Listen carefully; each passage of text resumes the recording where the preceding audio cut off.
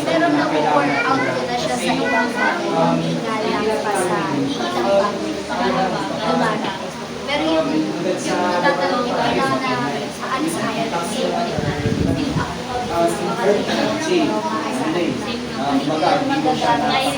Kaya napakahalaga na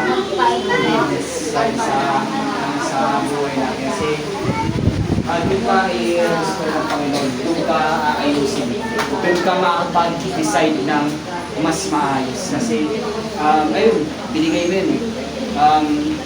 Pero hindi madali yun. Alam ko hindi madali.